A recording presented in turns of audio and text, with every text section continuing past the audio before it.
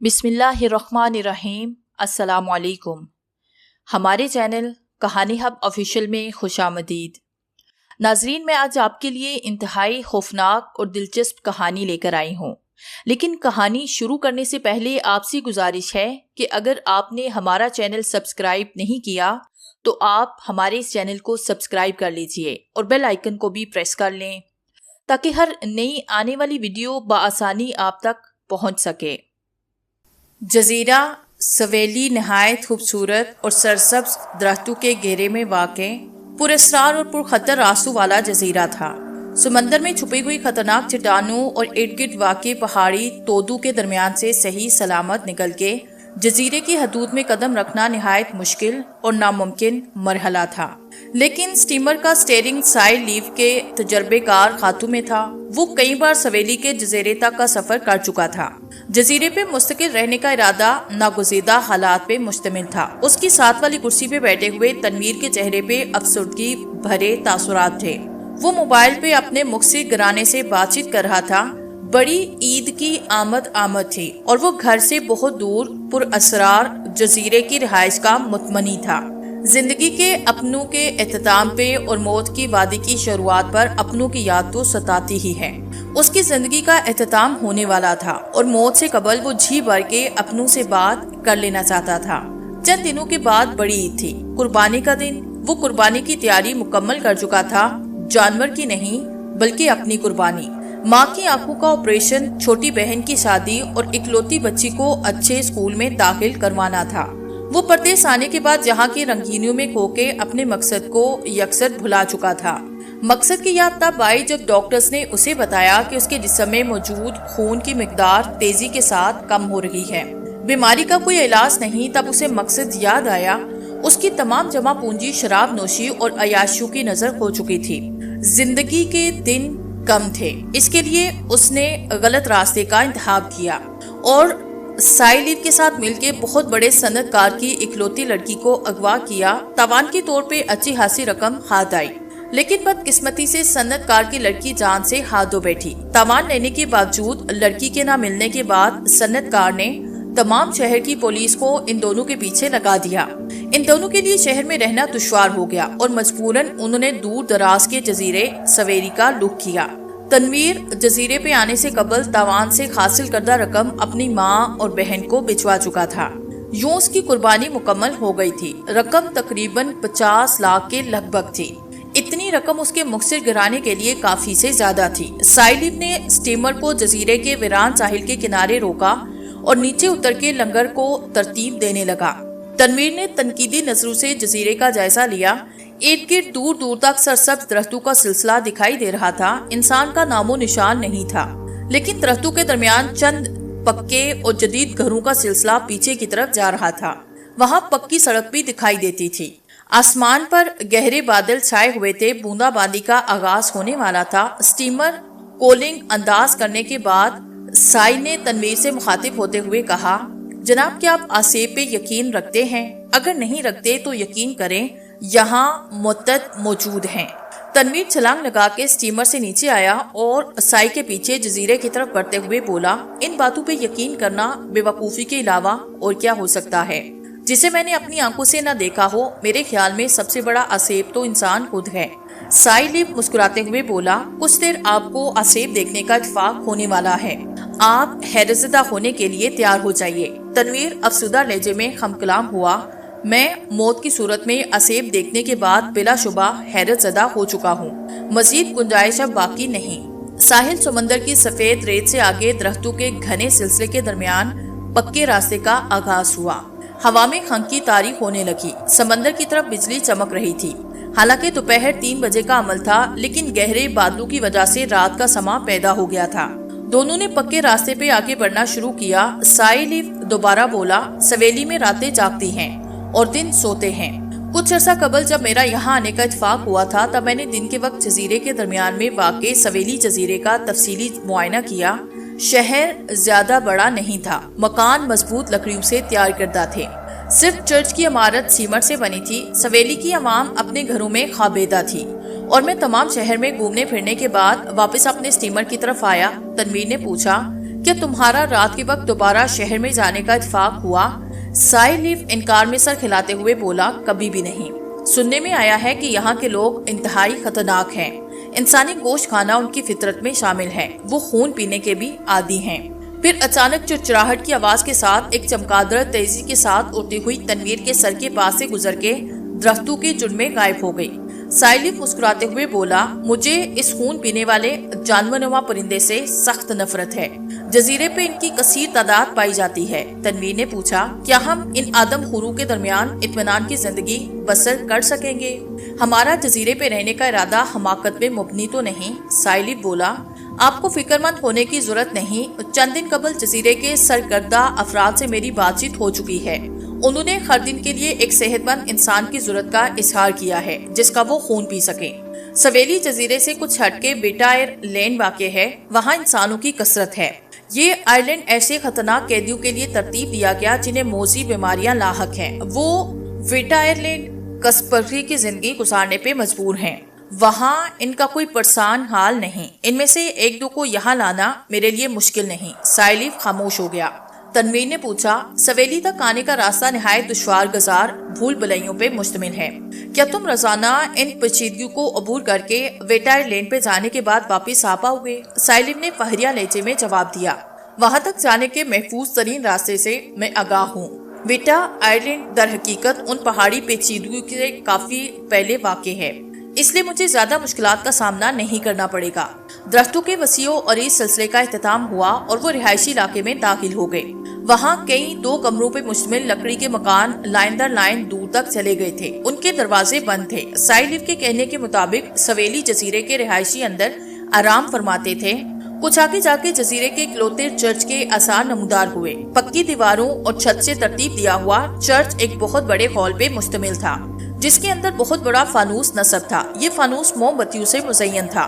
کرسیاں اور بینچ مہنگی لکڑی سے تیار کردہ تھے۔ چرچ کے پاس سے گزرنے کے بعد راستے نے موڑ کاٹا اور نیچے کی طرف سفر کا آغاز کیا۔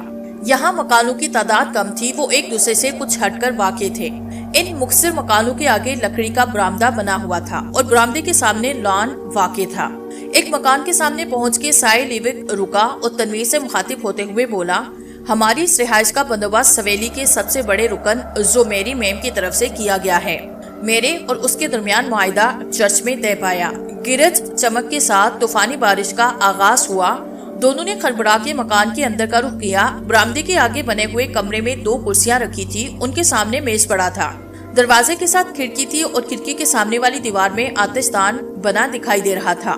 اندر داخل ہونے کے بعد سائلیف نے دروازہ بند کیا، تنویر کو بیٹھنے کا اشارہ کر کے ملحقہ کمرے میں چلا گیا۔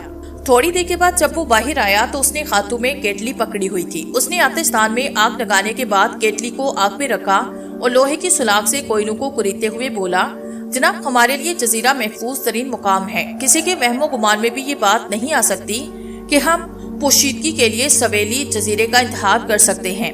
حالات معقول ہونے کے بعد ہم اپنی منزلوں کا رخ کریں گے۔ تنویر کے چہرے پہ ایک دفعہ پھر افسردگی کی لہر ابھرنے لگی۔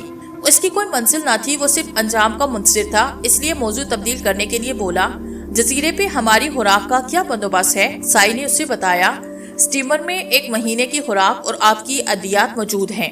بارش رکنے کے بعد میں انہیں یہاں منتقل کر دوں گا۔ سٹیمر کے نچلے حصے میں انسانی لاش بھی رکھی ہوئی ہے، وہ سویلی والوں کے لیے آج کا تحفہ ہے۔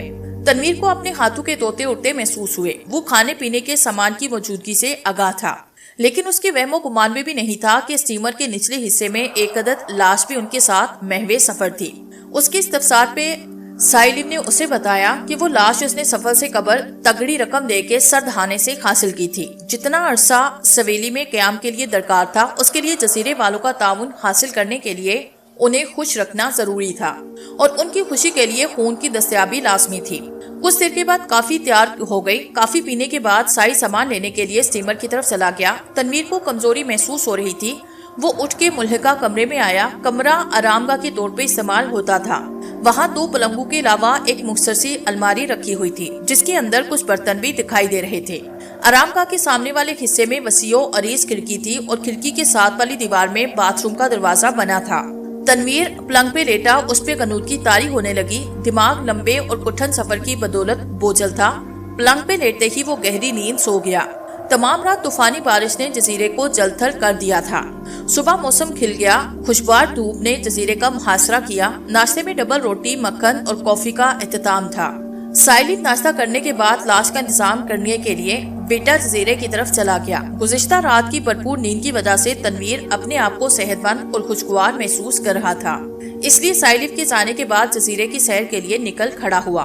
बाहर चमकीली धूप फैली हुई थी, आबो हवा खुशगवार थी। सरसब्ज धुले हुए दरख्तों का रंग आंखों को बड़ा भला महसूस हो रहा था।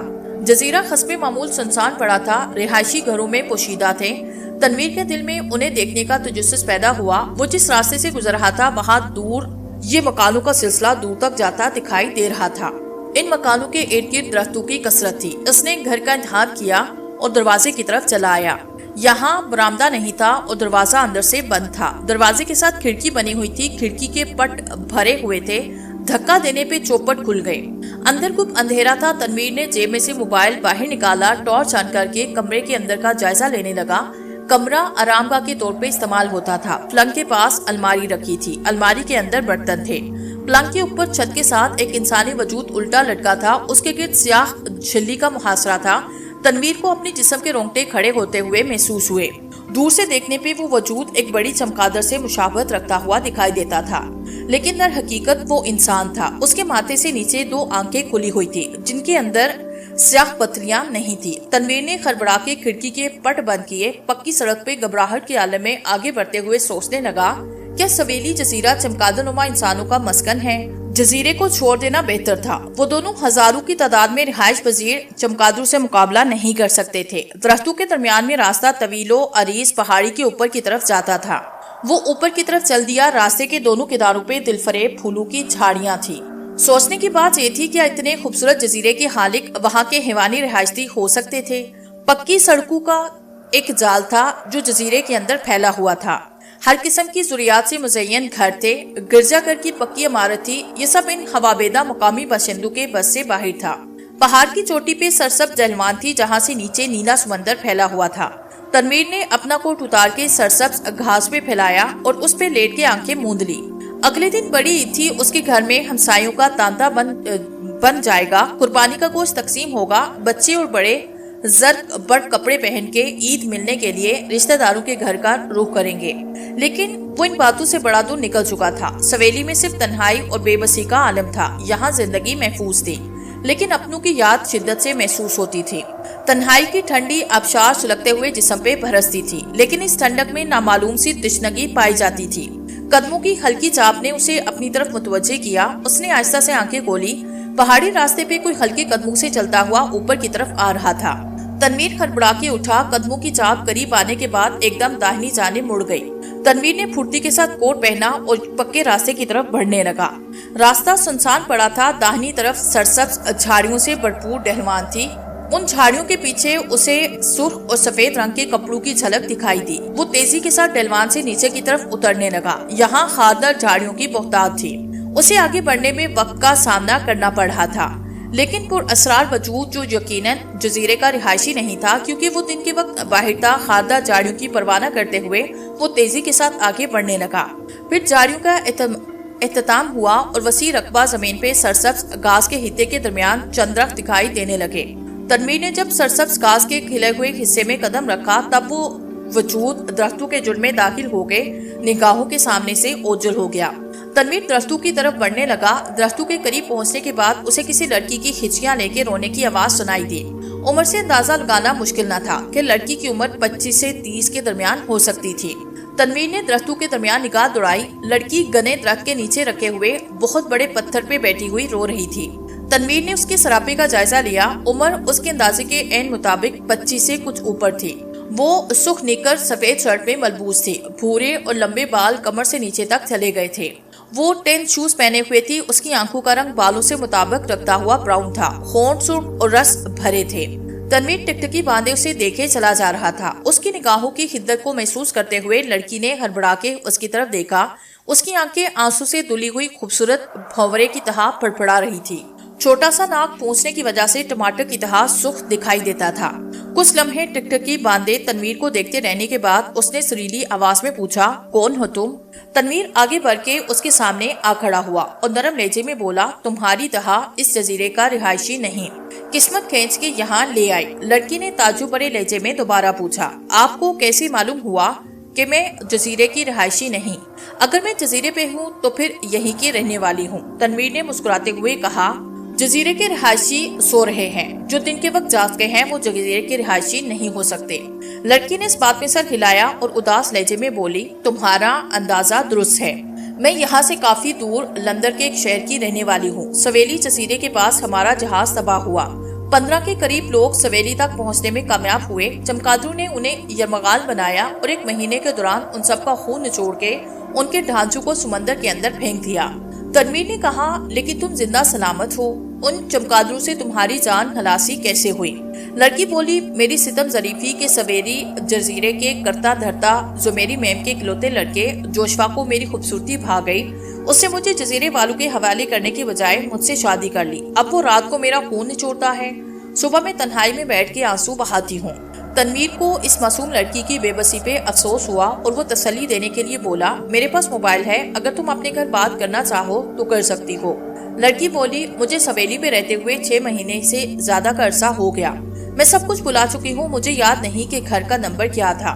तनवीर ने पूछा, तुम्हारा नाम क्या है? लड़की ने कहा, रेनी। तनवीर बोला, रेनी डियर, तुम फिक्र न करो, यहाँ से फरार होना हमारे लिए मुश्किल नहीं। मेरे साथ साइलिफ के पास स्टीमर है, वो सवेली से बाहर निकलने के रास्ते से बाखूबी आगाह है। मैं रात तुम्हारे मुतालिक उससे बात करूंगा, वो यकीनन तुम्हारी मदद करने के लिए आमादा हो जाएगा। रेनी ने कोई जवाब न दिया और चंद लम्हे इधर उधर की बातचीत करने के बाद तनवीर वापस केबिन की तरफ आ गया। साइलिफ की वापसी दोपहर 3 बजे के बाद हुई। उसके साथ स्टीमर में एक हट्टा कट्टा डिच नौजवान भी था। उसे जिस्म का मर्ज लाहक था, जिस्म से बदबू के भभके उठ रहे थे। मर्ज हाल ही में लाहक हुआ, इसलिए बीमारी अब तक सेहत पे असरअंदाज ना हो सकी। डिच नौजवान के हाथ पांव को रस्सियों से बांध के उसे स्टीमर के निचले हिस्से में लटाया गया। स्टीमर को लंगड़ अंदाज करने के बाद साइलिफ तनवीर के साथ खामोशी के साथ कमरे में आया और काफी तैयार करने लगा। तनवीर उसे मुखातिब होते हुए बोला, क्या तुम ये सब ठीक कर रहे हो? अपनी जिंदगी को बचाने के लिए कितने गुनाह मजीद करोगे? क्या इस नौजवान को मालूम है कि रात को इसके साथ क्या होने वाला है? साइलिफ सर्द लहजे में बोला, अगर इसे मालूम होता भी तो तब क्या फर्क पड़ता? इसे यहाँ तक लाना मेरी मजबूरी थी। अगर नहीं लेके आता तो सवेली रात हमारा खून चूस लेते। उसने पानी से भरी हुई केटली को आतिशदान में दहती हुई आग पे रख दिया। तनवीर इस दफा नरम लहजे में बोला, हम सवेली से दूर किसी और जजीरे में पनाह ले सकते हैं। जरूरी नहीं कि हम चमगादड़ों के दरमियान अपने गुनाहों में मजीद इजाफा करें। साइलिफ ने जवाब दिया, इस जजीरे के इर्द गिर्द कोई जजीरा नहीं और दूर दराज जो मौजूद है वो कानून की बालादस्ती में आते हैं, इसलिए कानून से बचने के लिए ये जजीरा निहायत मुनासिब है। तनवीर बोला, सुबह जजीरे के बलाई पहाड़ी पर मेरी मुलाकात एक मजलूम लड़की से हुई। वो लड़की सवेरी की रिहायशी नहीं बल्कि लंदन की रहने वाली है। जजीरे की जो मेरी मैम के लड़के जोशवा ने उससे जबरदस्ती शादी कर ली है। वो जजीरे से फरार होना चाहती है, इसके लिए मुझे तुम्हारी मदद दरकार है। तुम इसे स्टीमर के जरिए बहरी जहाजों की जरगाह के करीब छोड़कर आ सकते हो। साइलिफ गुस्से से बोला, जनाब, मैं सवेली वालों से राहो रस्म इस्तवार करने की कोशिशों में मसरूफ हूँ और आप मामले को बिगाड़ना चाहते हैं। जो मेरी मैम से मुआहदा तय करने के लिए मुझे कितने पापड़ बेलने पड़े। अगर इसके बारे में आपको मालूम हो जाए तो शायद आप दोबारा ऐसी बातें ना करें। तनवीर बोला, लेकिन मुझे ये सब अच्छा नहीं लग रहा। किसी मजलूम को कुर्बानी की भेंट चढ़ा के अपनी जिंदगी का तहफ़्फ़ुज़ करना मुझे अहलाकी तौर पे मंजूर नहीं। साइलिफ ने तंजिया लहजे में कहा, क्या सनतकार की लड़की को अगवा करना अहलाक के दायरे में आता है? क्या उस लड़की को कत्ल करके हमने अहलाक की हदूद को नहीं भांगा? सिर्फ चंद दिनों की बात है जनाब, हालात के बेहतर होते ही हम सवेली को छोड़ के शहर मुंतकिल हो जाएंगे। इस वक्त तक आप मेहरबानी करके लड़की के चक्कर से दूर रहें तो हम दोनों के हक में बेहतर होगा। तनवीर खामोश हो गया। साइलिफ ने काफी पी और सोने की नीयत से बिस्तर पे लेट गया। लंबे और तकलीफ सफर की वजह से उसका जिस्म थकन से टूट रहा था। बिस्तर पे लेटते ही उसने खराटे लेना शुरू कर दिए। शाम होते ही सवेली के रिहायशियों ने घरों से बाहर निकलना शुरू किया। वो इस वक्त आम हालात में थे।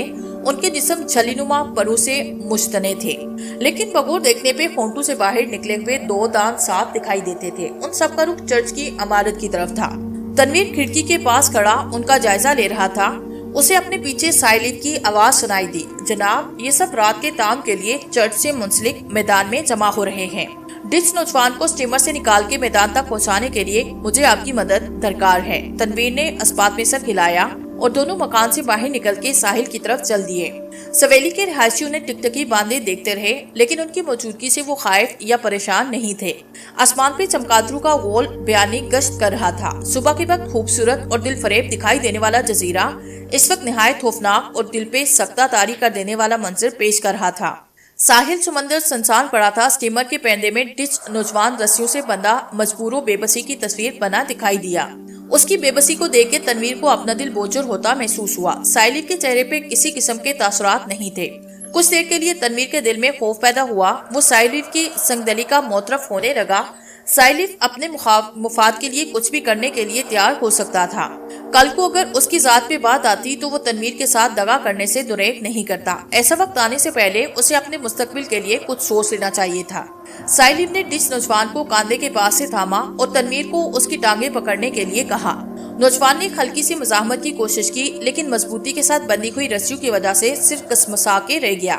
دونوں سے اٹھائے اسٹیمر سے باہر سویلی کی طرف چل دیے۔ چمگادڑوں کا مختصر شہر اب سنسان ہو گیا تھا۔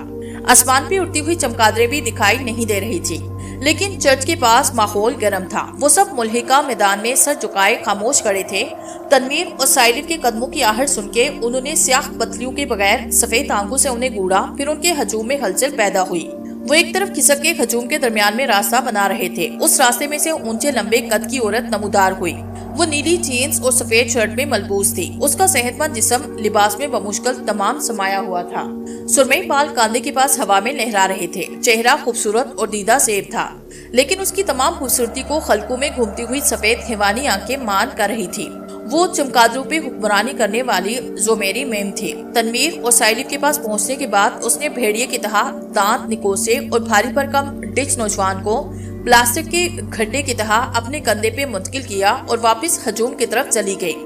سائلف نے تنویر کا ہاتھ تھاما، اسے رہائشی کمرے کی طرف کھینچنے لگا۔ تنویر کو اپنے پیچھے ہجوم میں چہمگوئیوں کی آواز سنائی دی۔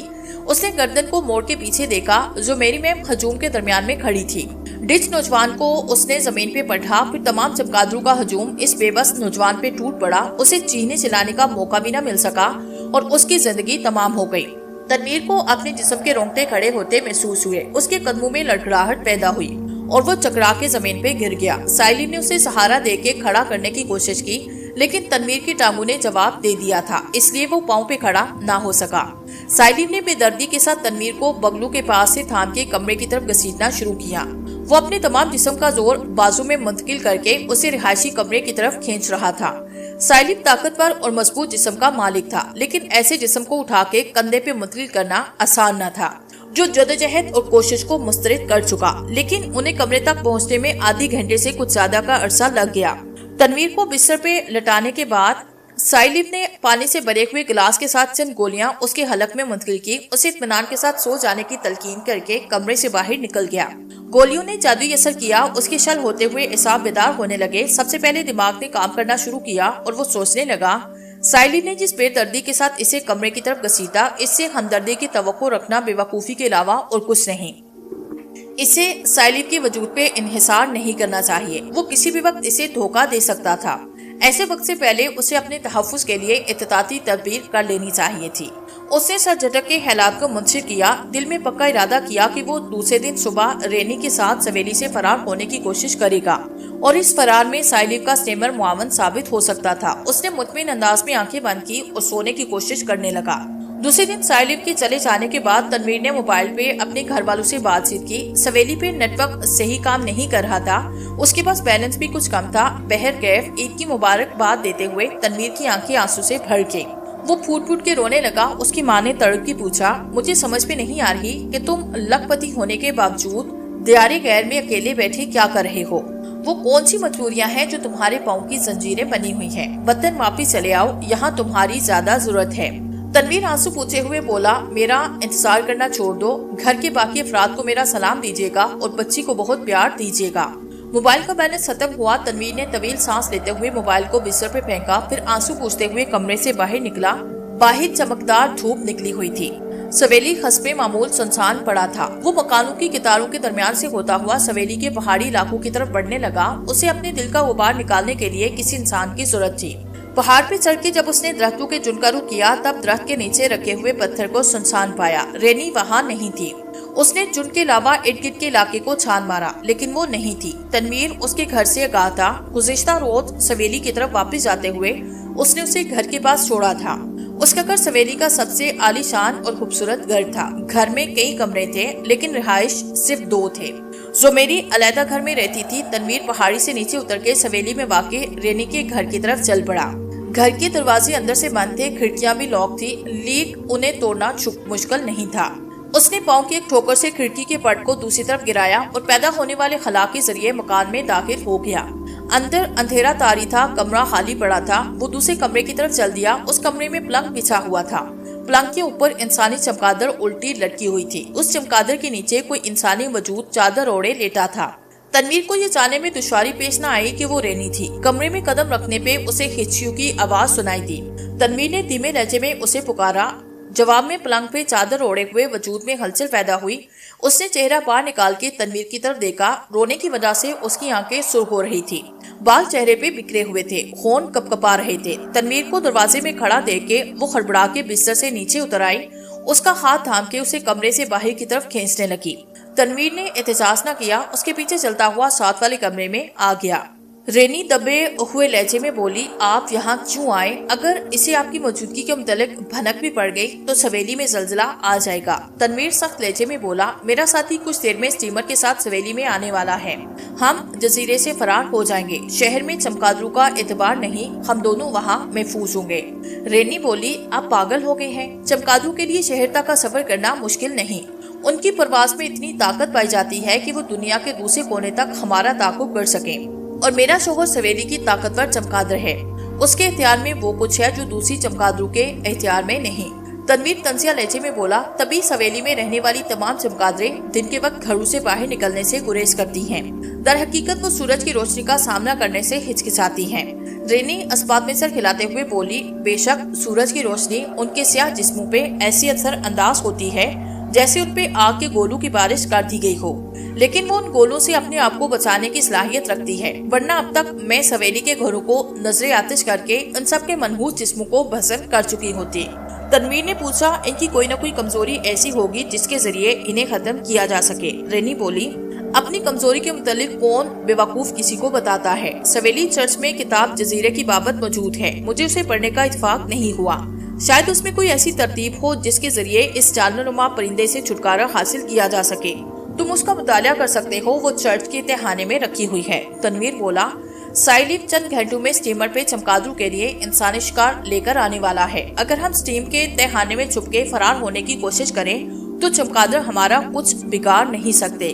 رینی بولی، آپ نے ان کے متعلق غلط اندازہ لگایا۔ وہ ہزاروں کی تعداد میں پرواز کرتے ہوئے اسٹیمر کا تعاقب کریں گی، پھر اس پہ اترنے کے بعد انسانی روپ دھارن کر کے ہمیں ختم کر دیں گی۔ تنویر نے اس بات میں سر کھلایا۔ رینی کو دلاسا دینے کے بعد گھر سے باہر نکل کے سویلی چرچ کی طرف آیا۔ چرچ کا دروازہ لاک نہیں تھا۔ ہال کمرے سے ملحقہ کمرے میں لڑکی کا سامان اور اوزار پڑے تھے۔ تنویر بہترین ترخان تھا۔ لکڑی کا فرنیچر بنانے میں اسے اتھارٹی حاصل تھی، لیکن اسے اپنے اس ہنر سے سخت نفرت تھی، اس لیے ملک کو چھوڑ کے دیاری غیر چلا آیا۔ لکڑی کا سامان دیکھنے کے بعد اسے اندازہ لگانے میں دشواری پیش نہیں آئی کہ یہاں مرنے والوں کی تدفین کے لیے تابوت تیار کیے جاتے تھے۔ تاہم کافی عرصے سے کام بند تھا، لیکن سامان کمرے میں رکھا ہوا تھا۔ ساتھ والا کمرہ باتھ روم تھا۔ یہاں باتھنگ ٹب کے علاوہ شاور بالٹیاں رکھی ہوئی تھی۔ پانی کی ٹینکی چھت پہ تھی۔ سیڑھیوں کے پاس تہھانے کا دروازہ تھا جس پہ تالا لگا ہوا تھا۔ تنویر نے 15 منٹ کے دوران تمام چرچ کو کھنگال ڈالا، لیکن تہھانے کی چابی وہاں نہیں تھی۔ مجبوراً اسے تالا توڑنا پڑا۔ دروازے سے نیچے سیڑھیوں پہ گپ اندھیرا طاری تھا، ہاتھ کو ہاتھ سجائی نہیں دیتا تھا۔ اس نے جیب میں سے لائٹر باہر نکالا، روشن کرنے کے بعد تہھانے کے اندر اترنے لگا۔ سیڑھیوں کے لامتناہی سلسلے کو عبور کرنے کے بعد اس نے اپنے آپ کو تہھانے کے پکے فرش پہ کھڑے ہوئے پایا۔ فرش پہ پرانا اور بوسیدہ فرنیچر بکھرا ہوا تھا۔ اس فرنیچر کے درمیان میں سیاہ رنگ کا صندوق پڑا دکھائی دیا۔ وہ تہھانے کے دروازے کی طرف مقفل نہیں تھا۔ تنویر نے اسے کھولا۔ اندر سیاہ رنگ کی چمگادڑ کی تھیلی کے اندر سویلی کی تاریخی کتاب پوشیدہ تھی۔ تنویر نے کتاب کو ہاتھوں میں اٹھایا، سیڑھیاں چڑھ کے تہھانے سے باہر چلا آیا۔ رہائشی کمرہ خالی پڑا تھا۔ سائلیف ابھی تک واپس نہیں آیا تھا۔ اس کے آنے سے پہلے وہ کتاب کا مطالعہ کر سکتا تھا۔ چمڑے کی تھیلی کے اوپر چمڑے کی رسی لپٹی تھی جسے گرہ دے کے بند کیا گیا تھا۔ تنویر نے گرہ کھول کے کتاب کو باہر نکالا۔ وہ مختصر اور خاص سے لکھی ہوئی سیاہ جلد پہ مشتمل کتاب تھی۔ پہلے ورق پہ سویلی کا خدود اربا تھا، دوسرے صفحے پہ سویلی کے رہائشوں کی تفصیل، بما رہن سہن، طور طریقے اور رسم و رواج کے متعلق تحریر تھا۔ وہ کتاب کا مطالعہ کرنے لگا۔ ایک صدی قبل جزیرہ سویلی کوئی غیر معمولی جزیرہ نہیں تھا۔ یہاں کے رہائشی نہایت شریف النفس اور دیندار واقع تھے۔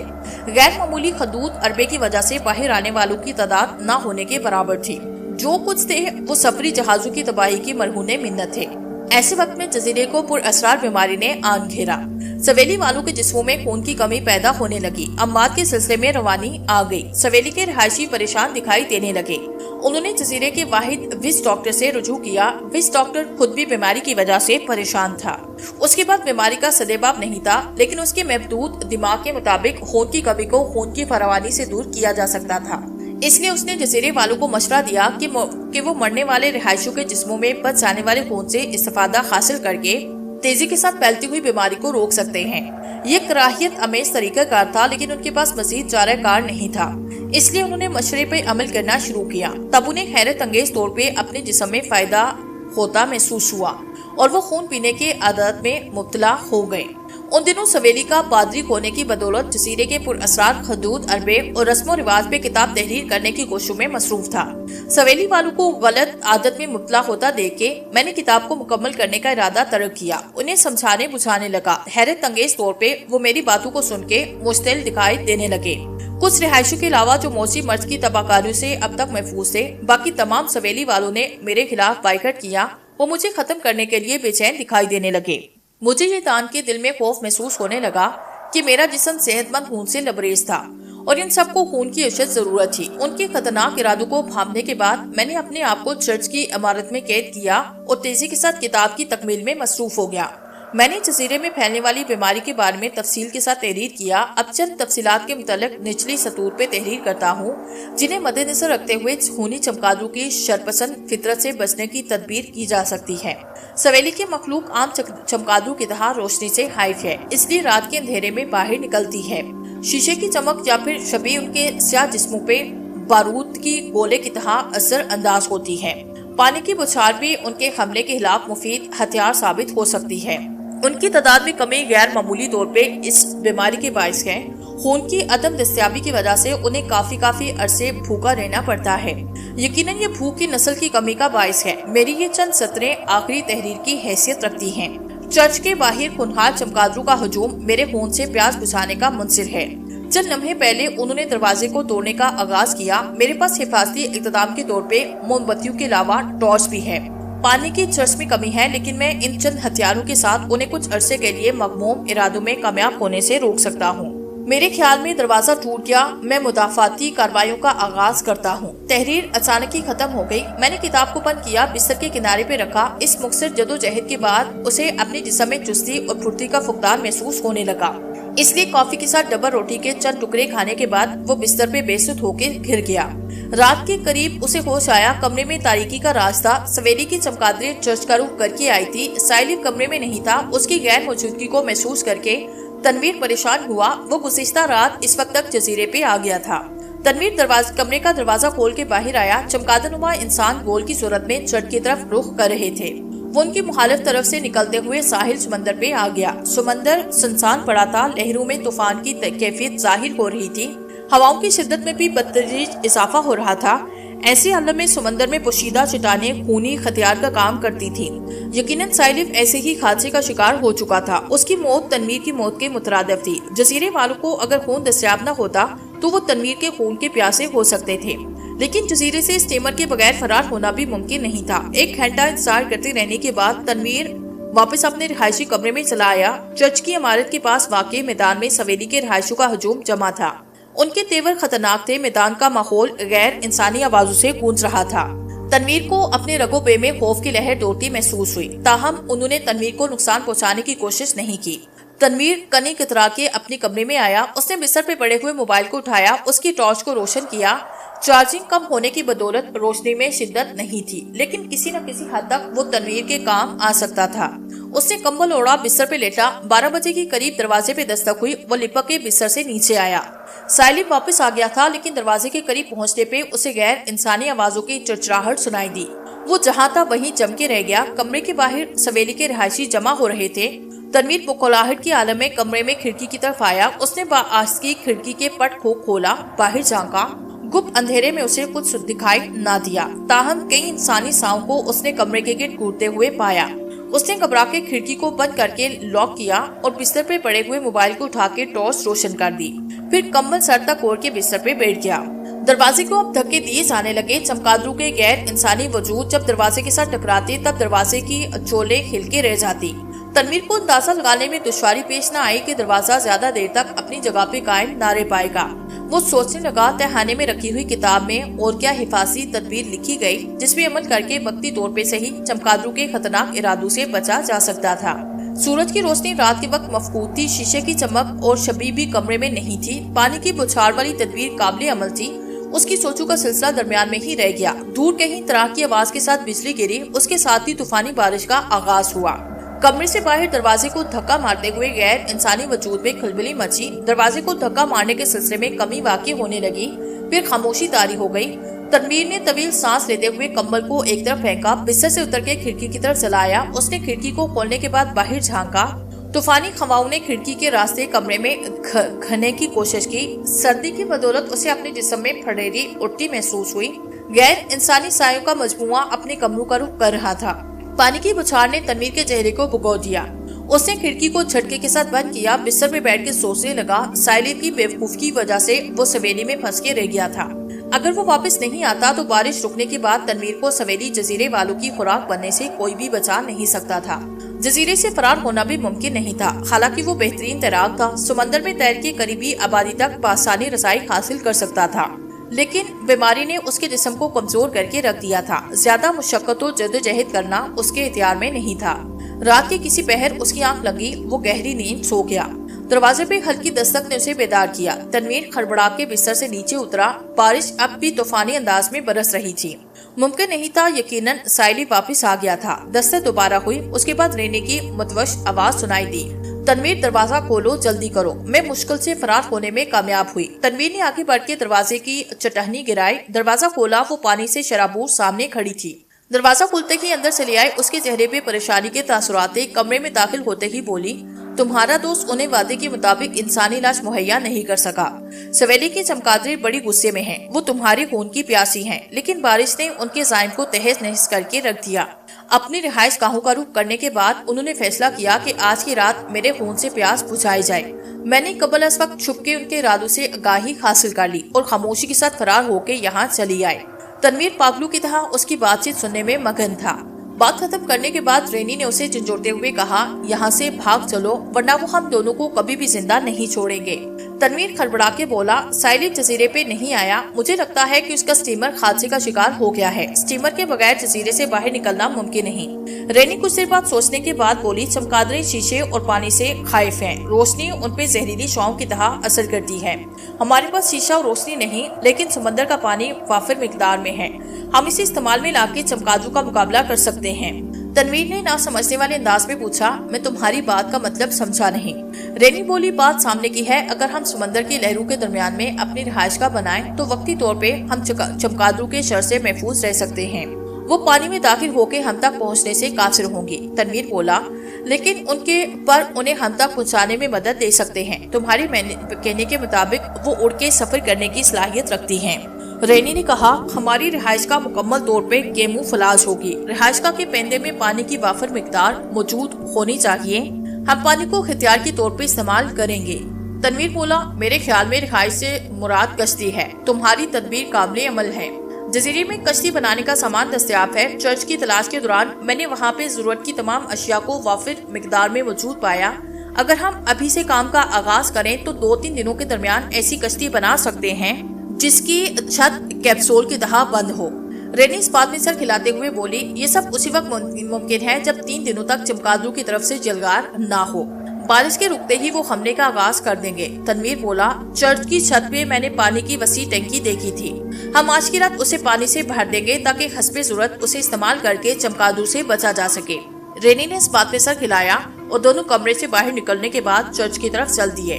بارش طوفانی انداز میں برس رہی تھی۔ سردی کی شدت میں کافی حد تک اضافہ ہو گیا تھا، لیکن انہیں کسی بات کی پرواہ نہ تھی۔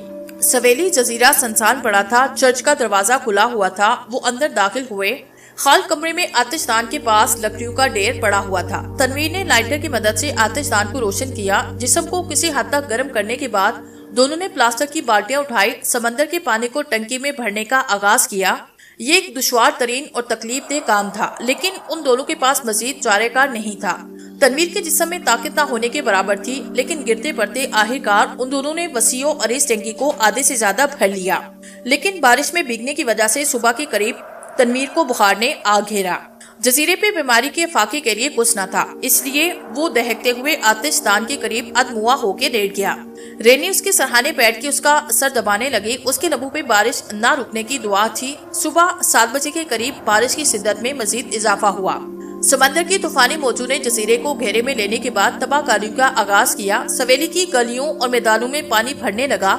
دوپہر کے 1:30 بجے کے قریب تنویر کو افاقہ محسوس ہوا۔ بخار کی شدت میں کمی واقع ہونے لگی، تاہم جسم میں کمزوری بہت تھی۔ رینی کی اپنی طبیعت ناساز تھی۔ تمام رات بارش میں بھیگنے کی وجہ سے اسے جسم میں درد محسوس ہو رہا تھا، لیکن صحت مند جسم کی وجہ سے مشقت طلب کام کرنے کے باوجود بھی کسی حد تک تازہ دم تھی۔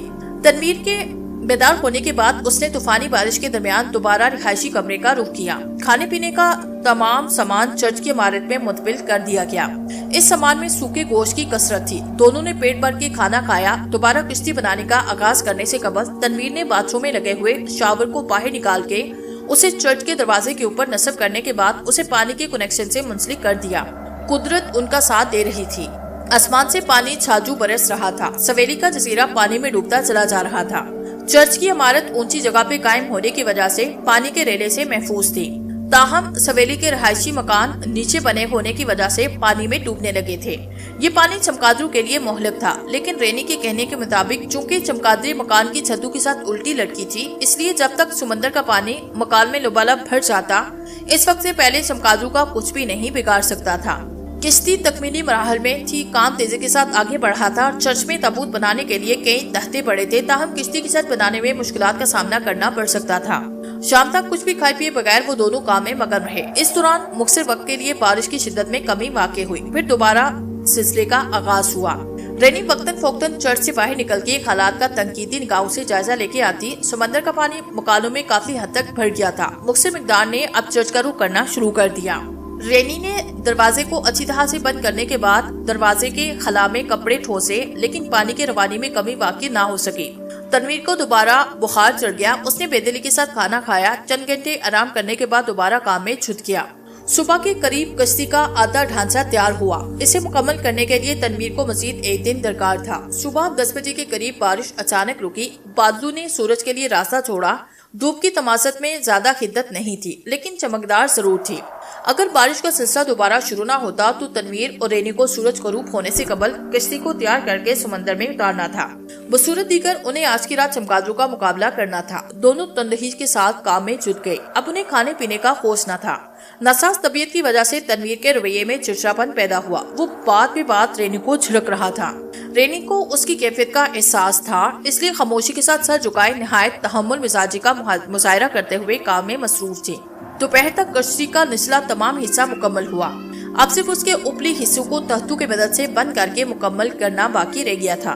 تنویر کو سخت بھوک لگی تھی۔ اس نے صبح سے ناشتے کے بعد کچھ بھی نہ کھایا۔ رینی نے چند گوشت کے ٹکڑے آگ میں بھون کے آلو کے قطروں کے ساتھ اس کے سامنے رکھ دیے۔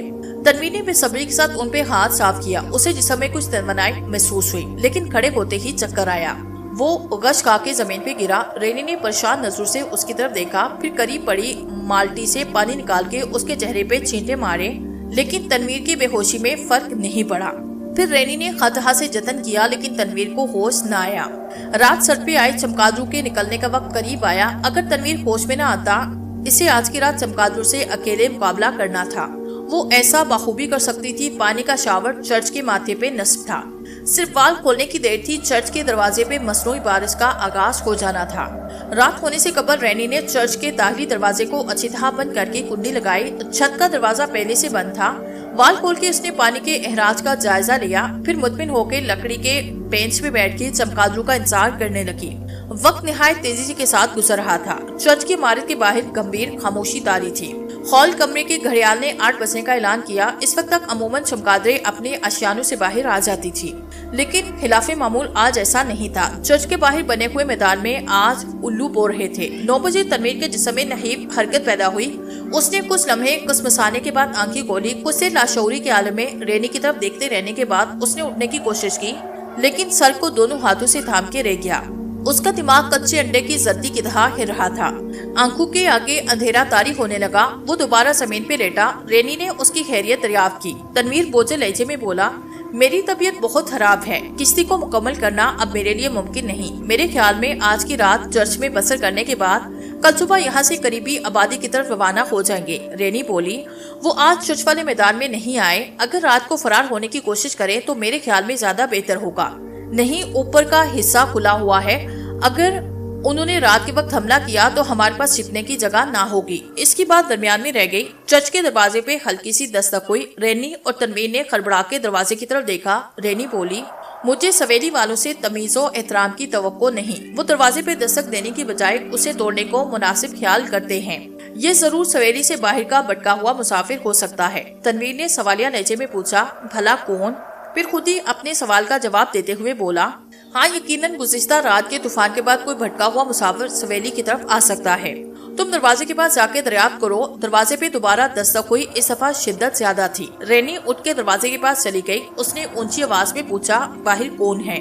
जवाब में खामोशी तारी रही। फिर दोबारा दस्तक हुई। रेनी मुतसलसल लहजे में आवाज बुलंद करते हुए कहा, अगर अपनी शख्सियत और आमद के मुतालिक नहीं बताओगे तो दरवाजा नहीं खुलेगा। जवाब में फिर दस्तक हुई। फिर किसी के खामने की आवाज सुनाई दी, लेकिन जवाब इस दफा भी मौसूल ना हुआ। रेनी तनवीर के पास आई। परेशान लहजे में बोली, वो जवाब नहीं दे रहा। हालात की तिश्नरी को मद्देनजर रखते हुए बगैर जानकारी का दरवाजा खोलना सरासर बेवकूफी के ज़मरे में आ सकता है। मेरे ख्याल में हमें सुबह तक इंतजार करना चाहिए। तनवीर ने कुछ कहने के लिए मुंह खोला कि एक दफा फिर दस्तक हुई। उसके फौरन बाद की आदमी की निडाल आवाज सुनाई दी। तनवीर इस आवाज को लाखों में पहचान सकता था। ये साई लीद की आवाज थी। तनवीर को दरवाजा खोलने के लिए कह रहा था। तनवीर ने खड़बड़ा के उठने की कोशिश की, लेकिन फिर सर को थाम लिया। रेनी ने दरियाफ्त किया, कौन है? क्या तुम्हारा कोई जाने वाला है? तनवीर ने कहा, मेरा साथी लीव है। वो जजीरे के पास वापस आया। तुम दरवाजा खोलो। रेनी उठ के दरवाजे की तरफ चल दी। उसने कुंडी गिराई, दरवाजे को खोला। साइलिन ने निहायत खस्ता हालत में सामने खड़ा था। उसका रंग पीला जर्द था। जिस्म कमजोरी की वजह से काफी कमजोर था। दरवाजा खुलते ही वो लड़खड़ाते कदमों के साथ अंदर आया और तनवीर से मुखातिब होते हुए बोला, जनाब मुझे माफ कर दीजिए, लेकिन रास्ता भटक जाने की वजह से मैं कल रात सवेली नहीं आ सका। आज तमाम दिन तूफानी लहरों का मुकाबला करने के बाद जब मैंने जजीरे पे कदम रखा तो चर्च में आने की बजाय सीधा जुमेरी मैम के मकान की तरफ चला गया। मैंने उसे दिल गिरफ्तार खलात से आगाह किया। लाश का इंतजाम न करने पर पशेमानी का इजहार किया। तमाम चमगादड़ें गुज़िश्ता दिन से भूखी होने की वजह से निहायत मुश्तिल थी। लाश को न पाके वो सब आपे से बाहर हो गई, लेकिन जुमेरी मैम ने उन्हें काबू किया और मेरे जिस्म के साथ लिपट गई। उसने मुझे अपने आप से इस वक्त अलहदा नहीं किया जब तक खून से उसकी प्यास ना बुझ गई। उसके बाद मुझसे मुखातिब होके बोली, अगर कल लाश का बंदोबस्त ना हुआ तो कुछ ऐसा ही दूसरे दिन भी होगा। वहाँ से जान खलासी करने के बाद मैं गिरता पड़ता आपके पास चला आया। मेरी आपसे दरखास्त है कि मेरे काम का बेड़ा अब आपको संभालना होगा। स्टीमर साहिल पे लंगर अंदाज है। कल सुबह आपको वेट आइलैंड के रास्ते के मुतालिक तफसील से आगाह करूंगा। उन्हें हर रोज एक लाश दस्याब है, मना जो हाल मेरा हुआ है वही कल आपका भी हो सकता है।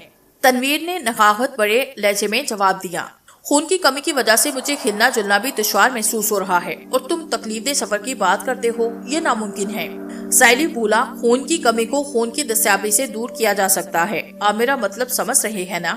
तनवीर ने इनकार में सर हिलाया। साइली ने मानिक अंदाज में रेनी के सेहतमंद जिस्म की तरफ देखते हुए कहा, अगर एक इंसान की कुर्बानी से 2 की जानें बच सकती हैं तो मेरे ख्याल में मुज़ायका नहीं। रेनी ने दरवाजे की तरफ भागने की कोशिश की, लेकिन साइलिम ने उसे अपनी मजबूत गिरफ्त में कैद किया और दांत उसकी गर्दन में गाड़ दिए। अगली बड़ी ईद पे तनवीर घर वालों को खत लिख रहा था, मैं जसीरा सवेली पे खैरियत से हूँ। मेरी तबीयत अब पहले से कुछ बेहतर है। डॉक्टर्स के कहने के मुताबिक जिस्म में खून पैदा होने वाले जरासीमों ने काम करना छोड़ दिया, इसलिए खून की मिकदार कम होती जा रही है। آپ سب کو پریشان ہونے کی ضرورت نہیں، میں نے خطرناک بیماری کا علاج دریافت کیا۔ میں اب سویلی کا مستقل رہائشی ہوں۔ جزیرے کے لوگ اپنے کام سے غرض رکھنے والے بے خود انسان ہیں۔ مجھے ان سے کوئی خاص توقع وابستہ نہیں، سوائے اس کے کہ وہ میری بیماری میں مددگار ثابت ہو رہے ہیں۔ جزیرے پہ ڈاک کا انتظام نہیں، اس لیے خط کو ارسال کرنے کے لیے مجھے بیٹا جزیرے پہ جانا ہوگا۔ میں وہاں روانہ ہو جاتا ہوں۔ یہ سب میرے کام کا ایک اہم حصہ ہے۔